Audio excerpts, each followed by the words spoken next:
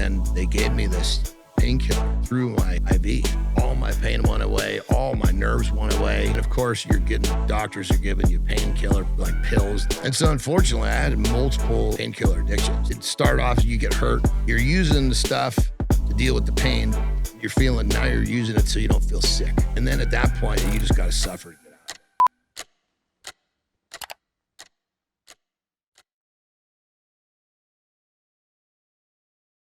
Okay, guys, Jon Andersen here. One of the biggest guests I've had on the show, I think. Let's go, man. You ready? Let's go. Let's rock. You've done a lot of different jobs, too. You had business success before you got on the athlete side of things, right? Yep. What was that first company that crushed it? So basically, the first company that actually had real success was the painting company. And I'd done it in college just as kind of like as a college kid, just going door to door, you know. And so I knew that because I had some experience with that when I knew that I could do it. I didn't want to have that company. Didn't want to be a painter by any means, but I knew that I could start the company, build it, and sell it, and that's what I did. Damn, so you sold it? Yeah. Wow, well done. Yeah, it was in my late 20s. Okay. Yeah, and this is at a time, there's no internet, so this is a very different time to build and sell a company. Yeah, who'd you sell it to? I sold it, actually, funny enough, he was a corporate guy, kind of a corporate raider that was sick of it and wanted to buy a business. That's interesting. I think blue collar's coming back, though. Yeah, he was really tired of all the shit in the white collar world.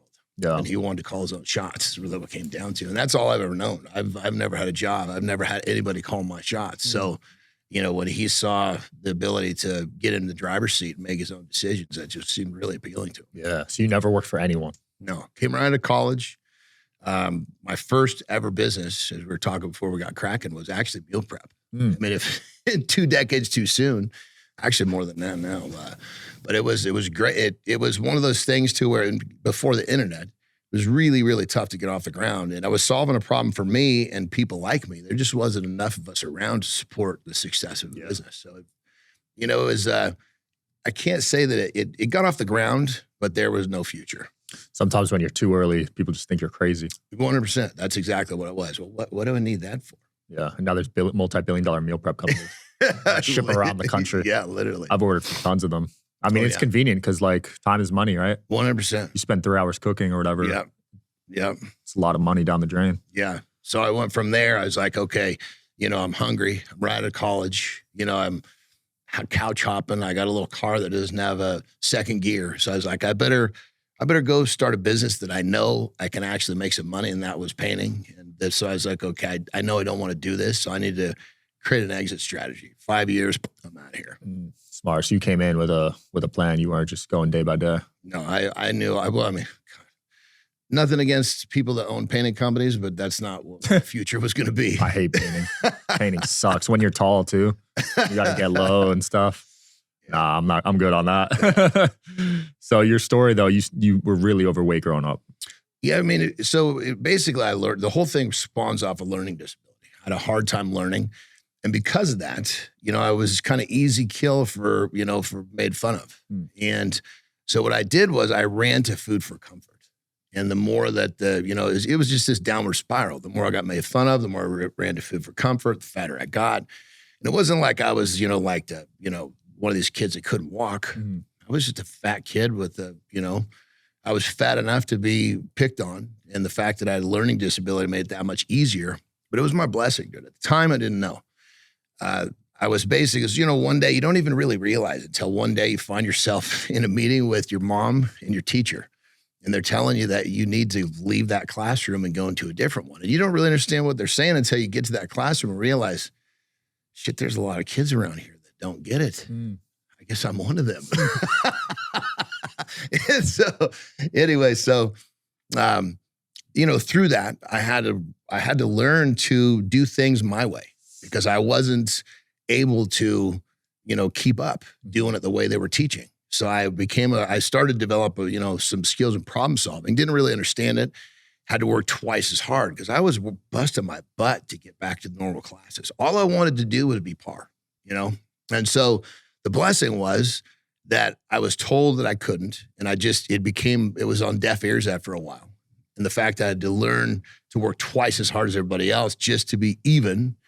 And the fact that I created this problem-solving skill set that allowed me to figure out how to get things done, not like everybody else, which translated perfectly into real life. Because otherwise, if I was following the groove that everybody else did, I'd be sitting in a car in traffic, going to a job I don't want to go to. And I never had a job. Yeah. Yeah. They told me I had ADHD in like elementary school. Yeah. Tried putting me on medication. Yeah. Well, see, in those days, they just said, oh, kid's slow. We got to move him to the classroom where the slow kids are. Yeah. That was it. There was no diagnosis. The diagnosis was he's slow. Wow. So you just thought you were stupid. I mean, you kind of take on that identity, and that's why for me, I didn't like that. Yeah. Down deep, and of course, a lot of the kids, they just kind of accept it. Down deep, it was like really troubling to me. That's why I was really working extra hard. And I was creating this, set of skills for problem solving to get me back to par. But again, at the point, I wasn't seeing greatness. I just wanted to get back to the normal classes. That was your level at the time. Yeah. I just wanted to be not going to the classes where everybody else wasn't going. Right. It's funny when you're a kid, all you want to do is fit in. But then as you get an adult, you're like, thank God I'm not fitting in. Facts. No, straight facts, dude. I tried so hard to fit in when I was in school. I know. It just wasn't meant to be. Yeah. And so basically, when it comes down to it, I was really struggling. But again, I developed this stuff and nothing had come along that I'd attached it to that made a difference. And then it kind of happened one day. I'd seen lined up fairly, it was almost like the universe did it for me. I saw Conan the Barbarian and Arnold Schwarzenegger. That was at a time when he was like the only person that looked that way, and just something inside me changed. I was like, whoa, really affected me. Shortly after that, I played sports. My mom kept me in sports because, it was just part of what kept me. The Tri-Light from Therasage is no joke. Medical grade red and near infrared light with 3 frequencies per light, deep healing, real results, and totally portable. It's legit. Photo biomodulation tech in a flexible on-body panel. This is the Tri-Light from Therasage, and it's next level red light therapy. It's got 118 high-powered polychromatic lights, each delivering 3 healing frequencies, red and near infrared from 580 to 980 nanometers. It's sleek, portable, and honestly, I don't go anywhere without it. Busy. And so if you played football, you had to have weightlifting as your PE class. That was the way, it was the rules back then. Yeah. Well, I quickly realized I was better at lifting the weights than I was the sports I was playing. I was lifting the weights to play. And I'm good at something. Holy shit. And next thing you know, I'm working twice as hard. I'm figuring out how to do these lifts and not really being taught. Like I remember the squat, I kind of learned, nobody taught me, but I learned that if I racked the bar a little further down my back, it shortened the lever of my back, which allowed me to squat more. I just discovered this on my own, like 15, which is now low bar squatting is like an advanced technique. I somehow discovered this when I was young. Long and short of it is junior year, I'm 16. There's me and one other kid in the school who squatted 405 as a max. Jeez. Yeah. So the day before that happened, I'm walking down the hall and it's like a pin bomb. I'm getting bumped around, After that, people are stepping out of my way. I was like, whoa. It was like, that was like the turning point. Yeah. And then I've already figured out how to work twice as hard as everybody else. I'm in love with lifting weights. I'm totally moved by seeing Arnold Schwarzenegger, and it just, the joke I make is I got bit by the iron bug and I never looked back. That's badass. So it gave you that confidence, it sounds like. Totally built my confidence. And at that point, I knew what I wanted. I knew what I wanted to be, a big, strong dude. Had no idea how I was going to make money doing it, but I didn't care because it was the first time I knew what I wanted. You found yourself. Yeah. And so, I get through, as high school went along, I really started to develop some confidence. I wasn't a fat kid anymore. And college comes along, and obviously I didn't really have the test scores or anything like the SAT, Go to the SAT and I get the score. My mom's like, oh, there must be something wrong with it. Go again. I do it again. Same score. I'm like, no, that's it. 4-hour test. So anyway, so she basically, I wasn't getting into the state schools, got to meet the requirements, but some of the smaller private schools, they didn't really care if you were going to pay their massive tuition. So she put me into a small Catholic school. And at that, I was really going to school because I just knew it was I told her I wanted to go 5 years because 4 years, the pace would have been too quick. And she even understood that. But I'm looking at this is 5 years. I get to keep lifting weights. Yeah. I'm buying some time to figure out how I'm going to pull this off. Mm. And so I went to college, graduated college with a major in theology, minor in philosophy from University of Portland. And then had no intention to get a job when I came out of school. Not to mention, I have no idea, even if I did, I have no idea what job I would have gotten with that degree. Right. And so Theology. and so that's what I went into right out of the gate. Free enterprise, started a business. That was where meal prep hit. Failed, then went into painting, did that, sold it. And then it was almost like, again, the universe just kind of lined up for me. I'd sold this company, for, this is like late 90s. Yeah. $500,000 is a lot for, and in my, I'm just a fat little boy in my mind. Yeah, especially back then. Half a mil is probably over $1 million these days. I don't know. I mean, it was With inflation. Yeah. Oh God. Yeah. So anyway, at that point, I've been training the whole time, and I started that business because I knew that I wanted to continue to chase my dreams. And so I was big as a house, and I'd basically gone and competed, and I had turned pro all when this company sold. Boom. Next thing you know, I'm traveling the world as a pro strongman. Wow. Yeah. That's insane. So I'd had my first business success before I turned pro as a strongman. And because of the way I looked, I mean, I was big and I was jacked, meaning like most strongmen were fat. Mm-hmm. I was petrified of being fat. So I was always looked good. So I ended up, this is kind of during the .com boom now. Mm. So companies were just giving money away. So like I had sponsors, like I had an energy drink.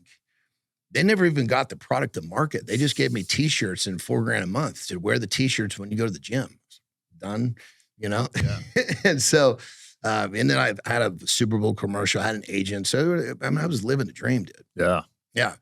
And so that was a nice 7-year period of my life. But during that period, now I've got this capital. So I actually started a real estate company. So I'm flipping homes. And I'm traveling a lot. So I'm gone in Europe, but I'd come home. I had a lot of connections from the painting company. So, there's win number 2. So I'm crushing with the real estate, doing my thing in pro strongman. Real estate dries up, of course. Mm-hmm. That's just the way that, markets work. Oh, wait, right? Yep. And then right about that time, I had a back surgery. And Be Strongman beat me up pretty good. It was on the smaller side, but Was that from wrestling or? That's when I went to wrestling. So Strongman is, I never had a back surgery from Strongman. And my agent said, look, he said, the surgeon says that if you go back on the Strongman surgery, you're going to be on this table getting another surgery really quickly. Jeez. So if we want to keep doing what we're doing, we're going to have to put you somewhere else. So where are we going? He goes, pro wrestling. I'm like, what? So basically, he completely fraudulated a resume. Said that I knew what I was doing. We sent me to a school and I learned how to do it because it's a dance, and you got to learn how to do this stuff. It's all predetermined, but you got to learn how to not hurt the other person. I was, big as a house. Right. So if I didn't learn how to do this, I could have really hurt somebody. Anyway, I did a handful. So I went from, amphitheaters in, Riga, Latvia, with 10, 12,000 people screaming, lifting Atlas stones to high school gyms at the very bottom tier of wrestling. So I needed to get some footage to send to Japan. Well, next thing you know, I get a deal in Japan. My 7th ever wrestling match was a pay-per-view in Sapporo, Japan. Wow. That's nuts. But again, all of this stuff that's going on, it sounds like, man, this is happening fast. And, people said, you can't do this, but I've been hearing that my whole life. People say, like when I became a pro bodybuilder, I wrestled for 7 years after that. It was a great part of my life. They released me, which what happens. I was 42. I came home. I said, well, I think I'm gonna be a pro bodybuilder. You're 42. You can't do that. And I say, you might be right, but I'm gonna try anyway. I've been told I couldn't my whole life, so all that shit just went on deaf ears. So then, basically, did my first contest, won. Second contest, turned pro. Third contest as a pro bodybuilder. I mean, this is most people that try never ever get a pro card. I got in 2 contests, which puts me in a really small school of people that have done that. Wow. But what the beauty of what I'm saying is I was able to kind of traverse all these things and do them fairly quickly, making the change from one to the next because it all goes back to the beginning. My work ethic was twice as much. My problem-solving skills were sky high. I hope you guys are enjoying the show. Please don't forget to like and subscribe. It helps the show a lot with the algorithm. Thank you. And I wasn't afraid of what people told me I couldn't. It's a simple formula, you know? And, you know, so then business-wise, you know, my current company, that's my second. You could probably argue that my real estate company was a 7-figure too, but it was, you know, at that point it was, you know, it was like a, you know, when you're constantly buying and selling, it's like at different points. It's like, it's never just a 7-figure company. Might be 7-figure at different points, but as to where my current company, it's boom. You can't argue it. Yeah. When I see people that have success in multiple industries, I'm really impressed with that. Yeah. Because there's a lot of skill involved in that. Oh yeah. Well, and that's the thing is like what I teach in my coaching is, look, these skill sets that we develop, they can go to your relationships. They can go to your business. They can go to your body. They can go to your mind. It's everywhere. And if I always make the joke, if a man trained his brain like he trained his chest, he could have whatever he wants in his life. I love that. Everyone loves chest to. Dude, isn't it the craziest thing? Yeah. I mean, it's crazy. So, but I mean, when it comes right down to it, you know, it's like, the thing that I love now is now I'm teaching people how much power they have if they just get some of this shit out of the way. Right. You got to stop worrying what other people say, or you got to stop worrying about what the wrong people say, because the right people, they're going to congratulate you for failing. They're going to pick you up, dust you off, and say, "Great job, do it again." Absolutely. Because failure is a part of success. And successful people understand that. The people that are caught in the matrix, the ones that are driving to a job they really don't want to go to, you know, the ones that we're following the rules of society. These are the people that don't understand that. That's why they're stuck. What are the problems you're seeing in young men that approach you for coaching or consulting or advice? I think the biggest thing is they know what they want, but they're deathly afraid of what people are going to say. I dealt with that. Yeah. When I was starting off. Yeah. I was scared of the judgment. 100%. And again, going back to, you know, as a pathetic little bastard, as I called myself, it was a blessing because I had to deal with that so much. At some point, you just don't care. Yeah. You know, it's like we've all been in a situation where something's got you so wound up and it's almost like it just kind of lets go. You can't do it anymore. It's like you don't have the ability to care about, you've cared so much, it's over. You know, it's almost like we've all had our heart broken, right? Well, at some point, that heartbreak goes away. Well, at some point, you can only worry about what people think for so long before you realize, you know what, I don't care anymore. Yeah. So you get that out of the way. That's a huge one. That's a big one. Well, and the crazy thing is it goes even further. So there's failure, right? But when it comes down to it, people are more afraid of what people are going to say because they failed than the failure itself. It's unbelievable because failure is a part of success. You can't have the success and failure. You can't split them. A lot of times when I have new people come on board, I'll explain, look, we all know Michael Jordan. He had the most game-winning shots as an NBA player when he was playing. He might even still have that statistic. I don't know. But to get that, he had to achieve the most ever game-losing shots. So Michael clearly understood he had to fail more than everybody else to succeed more. And people are like, whoa, it clicks at that point. I love that. Yeah. And that's it. You gotta push a button in people's minds to help them see that they've been programmed improperly. Right. Arnold Schwarzenegger has a saying that I love. He says, and this was a major one for me too, moved me, right? He says, break the rules. Don't break the laws. You go to jail. But the rules of society, you don't have to follow those. But we follow them because we're afraid of what people are going to say. You completely, you break the shackles at that point. That's powerful. Yeah, 100%. And as soon as you stop following the rules, you start separating yourself so fast. Yeah. That's unbelievable. That's why entrepreneurship is such a good, like, self-development for people. Oh, yeah. And brother, I've had gyms and there's other businesses we didn't even talk about because I'm not afraid to start something, you know, because I understand if it fails, I'm going to learn. Right. That learn is going to give me a lesson. That lesson will help me do better at starting again or doing something different. Yeah. I like it because it forces you to take accountability, forces you to look at the mirror. Like if you fail in entrepreneurship, a lot of that's on you. And you're going to fail. Just accept it. It's like I always make the joke. When we're doing something new, guess what? We're supposed to suck. That's perfect. I sucked at this at first. I mean, we all sucked at, I mean, you first time you do something, you suck. Second time, you suck a little less. Third time, a little less. Pretty soon, you don't suck. But when you just accept the fact that, hey, I'm going to suck and it's okay. But most people they're afraid of the judgment because they're going to not do well at something. What's the way it's supposed to be? Yeah. That was my mindset. That's why I put lifting. So like, cause I was a skinny kid and I got intimidated lifting in the gym. So I just kept pushing it back and back because I sucked at lifting. And that's what, that's what we do. The things that intimidate us, or, the things that are difficult or that we're afraid we're going to be judged, we just find reasons to justify why we don't do them. But in actuality, the work we're avoiding, it's basically camouflaging our success. Because it's the shit that we don't want to do. That's where the real gain is. That's where the growth is. Yeah. What was it for you? What were you avoiding when you look back at it? Oh man.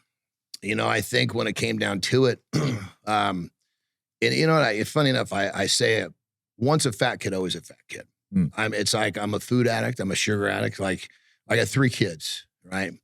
And they would always, 3 girls, they would always like, they're eating a candy or something. Oh, Daddy, have a bite. If I have a bite of yours, I mean, all the rest of yours, your sisters, your moms, then I'm going to go to 7-Eleven. I eat all theirs. Yeah. And so it was like, I'm a foodie, a sugar addict, whatever you want to call it. And it's like, once a fat kid, always a fat kid, a sugar addict, you're always an addict.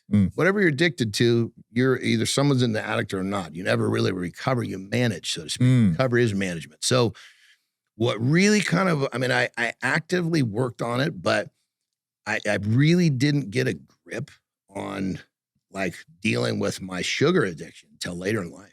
Really? It haunted me.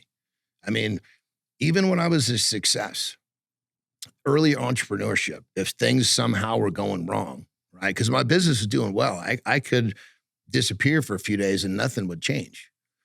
And something would mount up on me. Who knows what? Maybe it was personal. Maybe it was I can remember this. I would go to the grocery store and I would take, it's like a big brown bag.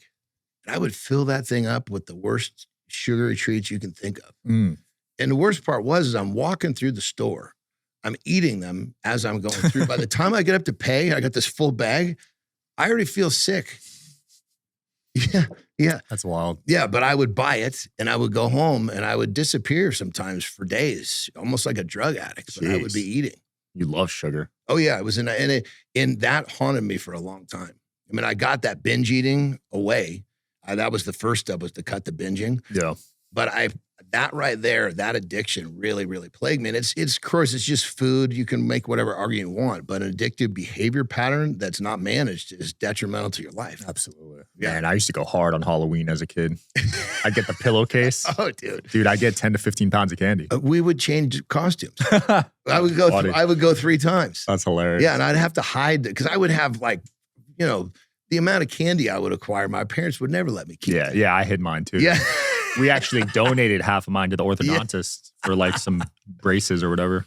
Yeah. Yeah. And so that's something that had I been a little bit more honest with myself about that, and I'd gotten a bigger grip on that early, because realistically what happened, it was not just the food, it was not the sugar, it was an addiction, because that addiction, I ended up having some pretty massive painkiller addictions. Damn. Going through, and when it comes after the surgery? Yeah, that's how it starts. Yeah. But then, it starts because you get hurt. When a doctor gives you something, it feels okay. I can remember in competing in Eastern Europe, it's televised and you do an event, you got 90 minutes, so you got to get back. And I remember I thought it was a squat. It was a car squat. I strained a groin. Jeez. Well, I had to go out and do basically a truck pull after that. Oh my gosh. You can't pull out? No. Well, you could, but the thing is you can't. Once you get there, it's like if you're not going to deal with it, they'll find someone who will. So it could have, but it would have also, I wouldn't have been invited to contests. Right. And so anyway, I remember being in the what is it, like the ambulance, right? The medic. And they gave me an IV, right? And because that's the first thing I would do, give you enough, hydrate you, but then they gave me this painkiller through my IV. And I remember it was just like, what was that? All my pain went away. All my nerves went away. Wow. And then a doctor gives it to you. So it kind of opens up it's from a doctor, and then of course doctors are giving you painkiller, like pills. That's in America, they're just dope, doling that shit out like candy. Yeah. And so unfortunately I had multiple, painkiller addictions. I would it started off, you get hurt, but then what happens is you're using the stuff to deal with the pain, but then pretty soon the pain's gone. Now you're using it to feel normal. And it goes from now you're using it so you don't feel sick. And now you're hooked. Damn. Yeah. That's how they get you. Yeah. And then at that point, you just got to suffer to get out of it. Jeez. And because of discipline, I'm like really disciplined. I was able to get out of that. But I have so many buddies who weren't able to do it. Wow. Because you get to the top drug, which is OxyContin, and it's crazy. Were you on that one? Yeah. Yeah. And it's a quick story to illustrate how powerful that shit is.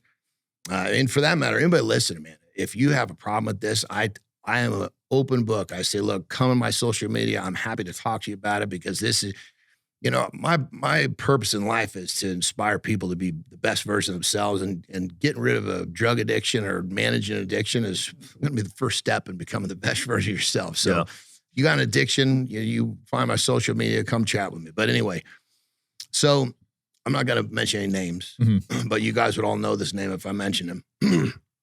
We're in Japan. He runs out. When you're really addicted, you got to make sure you got enough to get home. And he runs out a couple days early, and he's withdrawing hard. And he's on OxyContin. He lands in Florida, gets off the plane, doesn't get his bag, goes to a pharmacy. I want to say it was a CVS. Takes his hand in his shirt, goes to the pharmacist and says, give me a bottle of OxyContin. Right? They give it to him. He pulls his hand out and says, I'm sorry. Call the police. Tell them I'll be across the street in the bathroom, basically snorting these pills. So he's a good man. Holy crap. But he was in that bad a shape that's what he did. And of course the cops came and took him to jail, and he went into jail and he detoxed. But I mean, that's the kind of, that's what you're up against. That's insane. Oh yeah. Yeah. I mean, when I was on that stuff, my wife, she had to really help me. She had to hide these things, and it caused a lot of problems between us. We had to step me down because if you're on a dose that's too much and you cold turkey that drug, it can give you seizures. That's what happened to me with Xanax. Really? Yeah. I had a seizure. Did you really? Yeah. Ambulance, ER. How much were you taking? Well, they up your dosage every month. Yeah. And then I ran out, and then I smoked some weed, got super high, and just had a seizure. So now I can't even smoke weed because I get flashbacks to that. But well, it's probably better, dude. Yeah, probably, honestly. I mean, all this shit, all these challenges happen to us now. I want nothing to do with any of that stuff, because looking back, it's so easy to realize, how it could have wrecked my life if I didn't have, my discipline, and my problem 100%. I saw it with my dad too. He had a seizure at one of my soccer games growing up. They had to cancel the whole game because he was on Xanax, and then quit cold turkey. Yeah, that stuff's no joke. The antidepressants. Yeah. Yeah, that shit's no joke. Yeah, I mean, it's pretty crazy when you get hooked on that stuff, because then all of a sudden your whole life is about the pill. Oh, I couldn't do anything without it. Yeah. It would be in my pocket. Yeah. Like if I had the slightest anxiety, I would just pop one. Yeah. It was so bad. Yeah. And that's basically becomes our coping mechanism. What we really need to do is develop the skill set to deal with what's going on in our lives. Yeah, absolutely. Yeah, I couldn't even fly without it or anything. But now, no anxiety, like barely any. It'll come up here and there, but now I could deal with it. Yeah. Well, and as the challenges that we go through allow us to develop the skills we need, because life never gets easier. We just have to get better. Facts. Yeah. You know what I mean? Yeah, people think it gets easier with money, but no, it doesn't. It's a different set of problems. That's all it is. I would make the joke, look, being broke is a bitch. Being rich is a bitch. They're both hard. Choose your hard. Which hard do you want? There's no easy. So, and that's, again, it's like to help people understand that they have the choices to change their lives and then help them change their lives with mindset and habit creation and things like that. That's my purpose in life. I love it. Do you get a lot of guys coming to you for weight loss advice too? Oh yeah. I mean, it started off with my current company started off with weight loss because I'd helped so many people lose weight just out of the goodness of my heart. And this company just turned itself into a business. I didn't even try. It was like the demand just shot up because I had helped so many people. And it's like, this worked really well for me. Here, let's try. You can try. And of course, as it developed, I really learned how to tweak it for the individual. Yeah. But when you have something that really works, people will find it, A lot of people are wanting to take shortcuts when it comes to losing weight and take Ozempic. What are your thoughts on that? And then basically all they're doing is delaying the inevitable. If you don't change how you live, if you don't change how you think, you'll be right back there. Yeah, there's some wicked side effects with that one too. Oh, God. Well, I mean, basically it's what it's doing is it's allowing a person to not eat, so they're slowly becoming malnourished. Look at the side effects of malnourishment. I mean, suicide rate shoots through the roof, I know some people with a paralyzed face right now from Ozempic. It's so wild, like celebrities. Yeah, because a lot of celebrities push that one. That's it. I mean, when it comes down to it, if you want to make a change, you got to do the things in your daily life to make a change. It's because we live this loop, as I call it. It's like a 24-hour loop. You got these 24 one-hour time slots. What are you filling those time slots with? You're going to sleep for 8. You're going to, all of these time slots get filled. Well, are you filling these time slots with things that are helping you get better so your life will get better? Or are you filling your time slots with trying to figure out how to take shortcuts? Because we all know a shortcut, it backfire. Doesn't work long term, right? Yeah, 100%. I'm sure when you were a bodybuilder, you saw a ton of guys trying to do that. I mean, when it comes down to it, we call them flash in the pan. Because, guys that come in, they come in hot and fast, but they didn't do it right. They burn out. Exactly. Yeah, flash in the pan, hot and fast, but they're here, boom. It's, it's like a quick grease fire. Yeah. And you see that in every industry. Oh, yeah, 100%. Business, basketball, it doesn't matter. 100%. Because if you don't have the loop, your 24-hour loop, if you have the things in there and you're repeating this process, I mean, I'm a repetitive machine. It's like my OCD, if I was, as a kid, they would have diagnosed me with that. It was, if I had known that, they said, because repeating things feels really good to me. Well, fuck, lifting weights, that's all we do is repeat. Right. And so knowing that repeating things feels good to me, I know what my strengths are and I expose those strengths and the things that don't fit into that. Okay, I'm going to have somebody do that for me, or I'm going to hire somebody to do it. So you learn who you are and it can be really, really helpful. Smart. I mean, you only really are going to call it a disability if you allowed it to become a disability. My disability is OCD. It's a strength. If I didn't have that, that piece of paper would have this poor bastard sits in traffic, goes to a job that he doesn't want to go to. Yeah.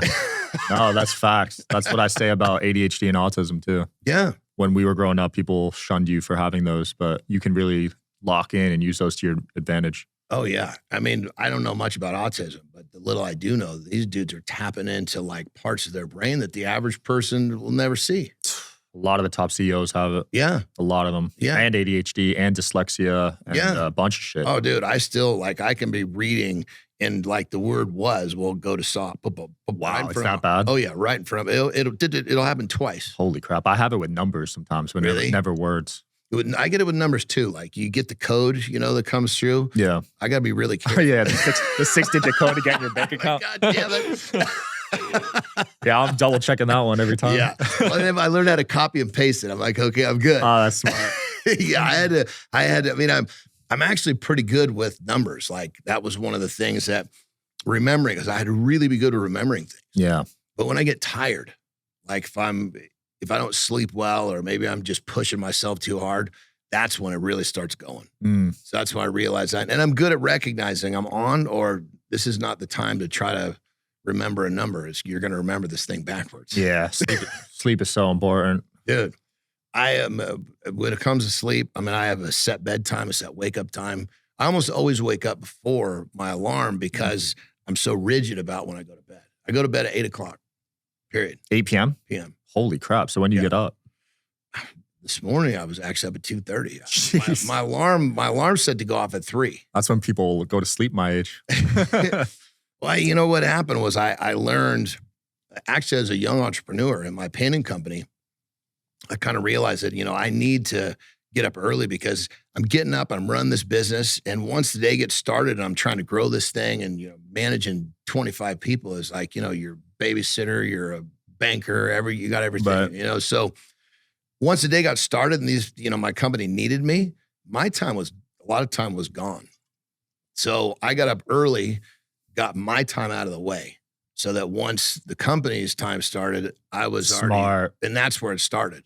Now, granted, I learned how to manage that better so I could actually have that my time in the afternoon also. But in the beginning, especially when I was trying to grow it real fast, Yeah. there was so much happening so quickly. If I didn't get my training, if I didn't get the things I needed for me early, it might not happen. That's smart. And if I'm not getting better, my business is not getting better. And that's the thing I tell people all the time. Look, especially when it comes, and I've been a business owner my whole life. It's all I've done is start and grow businesses. My coaching, I really specialize in business owners because they run themselves ragged trying to be better at their businesses. But really what they're doing is they're focusing too much on their business and not on themselves. Mm-hmm. You're building a business, but are you building yourself? Your business is only going to be as good as you are. And so when it comes down to it, helping someone understand, mindset, habits, the whole thing, sleep, mental focus. Attention is probably one of the most important things that we have. These days, especially because everyone's attention span is shot. 100%. Because your attention, where's your attention going? Or your focus is another way to put it. If you can focus on something and only that, you will get so much done. But we live in a time where the distractions are everywhere. Endless. And that's why for me, 3 a.m. No distractions. No one's texting you at that time, calling you. No. I actually about 3:15, I'll text my 3 daughters, my mom, my wife every morning, and then one of my friends, and I'm just sending them love. And they're already awake or? No, hell. Oh, okay. No, hell. I don't, and I tell them, this is not for a response. Don't feel like I'm doing this because I want you to respond. I start my day with gratitude. Love it. And with sending love because it's part of what, when I get up, that time is to get me into my best shape. So every day I'm ready to rock. Because if I get myself primed up, I'm going to make better decisions, and decisions change our lives. It's kind of like, you hear the terms, scarcity and abundance. Yeah. People don't understand that. They'll repeat it, but they don't really understand because you can take it like a losing and a winning mindset. People understand that better. If you're in a losing mindset, that's scarcity. The decisions you're going to make when you're in a losing mindset are very different than in a winning mindset, right? We all know you lose, your confidence is low. God, can I do it again? You win. You're like, God, I can't wait to do it again. Well, our decisions are different. So when you're making decisions in a losing or a scarcity mindset, you're making decisions that are changing your life usually in a very not effective way. You're not leveling up, making decisions in a losing mindset most of the time. Versus if you're in an abundant or a winning mindset, those decisions are going to move you ahead pretty quickly. Well, that morning time for me, I am making sure that I am in that winning mindset because when my decisions are on point, my life is propelling forward at warp speed. And that's part of what I teach. Love that. That's some of the best advice I've heard, honestly. Because I've made important decisions in both mindsets. Oh, yeah. And looking back at it now, whenever it's a scarcity mindset, it's a terrible decision. I've done that so many times. It's especially, and that's the thing too. We could go back and look at all that shit. Doesn't help us. Yeah, it doesn't. So it's like, let that shit go and realize that the idea is not to do it again. Yeah. But you're so correct. The decisions you make in that losing mindset, they're not helping you move forward 99% of the time. It's because you're going for quick money. You're going for that quick thing. Yeah, and a lot of times you don't have the confidence to make the hard decision because hard decisions get us ahead.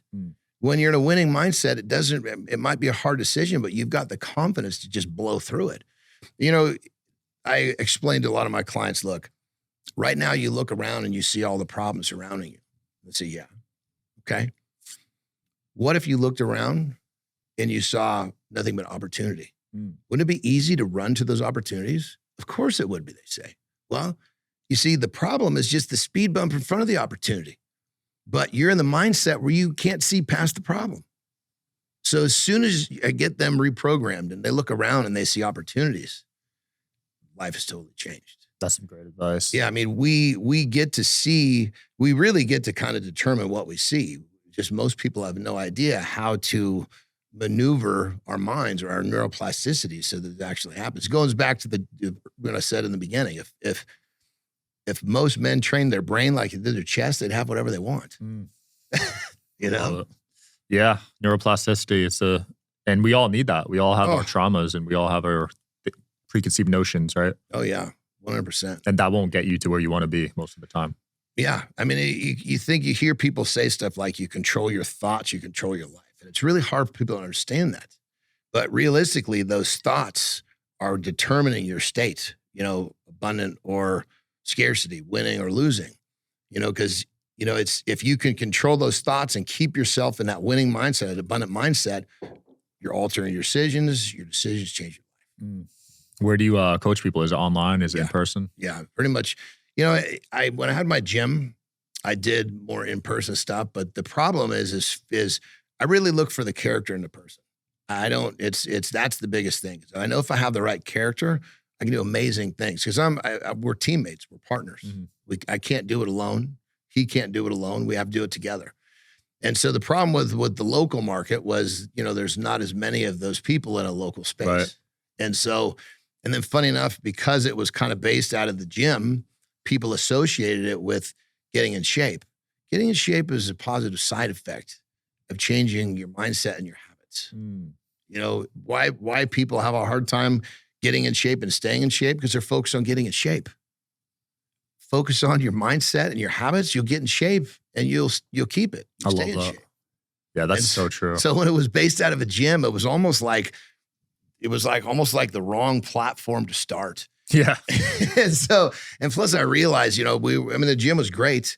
I actually had my wife, I said, look, you run this thing, because this other business, my mentoring business was just kind of it was just blowing up by itself. Mm-hmm.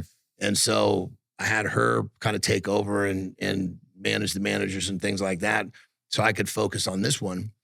And that's when I realized that going online gave me the ability to find the right people, find the right characters. It's a worldwide market. Mm-hmm. My number one market is USA, number 2, UK, number 3, Canada, yeah. Number 4, Australia. Same with me for the podcast 100%. Audience. Yeah. And so it's kind of like you have the ability, this huge worldwide market to find the right people so that, because if I have the right people, I love what I do. Mm. But somehow I get the wrong person in and their character is not what I thought that was. It can be it's a bitch, and I want to help everybody. Yeah. And sometimes I can tell when someone's not the right character. I'll give them some free shit. Hey, go work with this, come back. But I like to I love what I do. And especially when I have the right people, the love just keeps growing. Yeah. I mean, that famous saying, right? You can lead a horse to water, but you can't make him drink. 100%. It's so true. So true. That one really changed me because I used to try to force people to change a lot when I was younger. Yep. And I would get mad if they didn't. But now I don't care. And brother, that's so true. I mean, that's one of the things that when we're kind of figuring out if someone's the right character, are you comfortable getting uncomfortable? I just need to know that you're going to be okay stepping away from what you normally do. Because what you normally do has got you stuck. Right. And if you're not okay with stepping away from that, I need that first step. And if you tell me you can, but you won't do it, we're going to have a lot of problems. Yeah. And it's like, just like you said, you can't make someone change. Someone has to want to change. And all I need is for someone to have the character enough to take that first step. Because I know they take that first step, that little bit of momentum, I can get them to see the light. And once they see the light, they never look back. Yeah. Yeah. That stubbornness is a tricky one because it's like a protective mechanism, but it can also harm you. 100%. And it goes back to the way that our brains were designed. You go back far enough back in human history, literally all we wanted to do was live another day because our environment was so brutal. So our brains were programmed to scan our surroundings and pick out the problems. But because those problems are trying to eat us for lunch. Right. We don't live in that world anymore. But our brains haven't really, our environment has evolved, 1,000-fold. Our brains have barely evolved. And so our brains seek comfort because that's what kept us alive. Well, comfort in today's world keeps you in a job you don't want to be in. Facts. Keeps you sitting in traffic. Yeah, comfort today is honestly a bad thing in my 100%. And that's the thing. One of the things that I would say too is, as I developed, I became very, very clear that me being uncomfortable is what made me comfortable. Mm. If I'm comfortable, I start getting weird. Yeah, I get anxiety. Yeah, 100%. Start itching. Well, my wife says, you get yourself in trouble. Yeah. So, always having something to chew on, something that if I get that little flutter in my stomach, that's the thing that tells me I'm on the scent. But the way our brains are wired, we have to really be intentional to understand that we're programmed to seek comfort. And comfort is doing the exact opposite of what we want in our lives. I mean, assuming that you want something bigger and better. Yeah. I mean, there are plenty of people who they want that job. Listen, they got a job with great benefits and a retirement, and that's all they want. Good for you. If that's what you want, more power to you. Most people are looking for a little more. Yeah. And that guy that's looking for a little more, he's got to learn that comfort is not going to get him. Mm-hmm. Such an interesting dynamic, right? Yeah. Every entrepreneur I know that is balling or whatever and makes a ton of money, they're never content. No. 100%. They want more and more. 100%. And you're always, and that's another thing too. You got to be like taking risks. The average man doesn't like to take risks because it scares him. Right. Well, an entrepreneur realizes that risk is how he got there.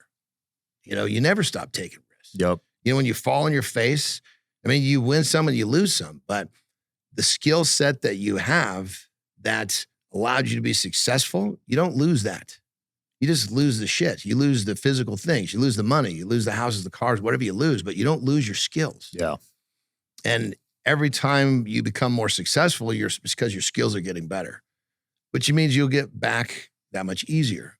And you just have to realize that's part of the equation. Exactly. Yeah, I'd rather try and fail than be on my deathbed and not have tried it all. I got my ass kicked in 2008 when the real estate turned over, Thank God, because it allowed me to see things differently. At that point, I made a decision in my life. I will never do something to earn $1 unless I love it. Probably one of the best changes in my life ever had. I was good at making money at shit that I really didn't love. But I was, looking back, I was, just a half a step above the guy that was going to a job he didn't really like. But now it's like, I get goosebumps and the like warmth in my chest when I do my job. I love that. Yeah. Yeah. And I'd rather be there than making more money, but miserable. Well, and the crazy part is if you really love what you do, you get so good, the money will come. Oh yeah. It flows. Yeah. Because the energy's aligned. 100%. But you have to realize that you can't do it if you're always looking at the money, you're never going to get to that spot.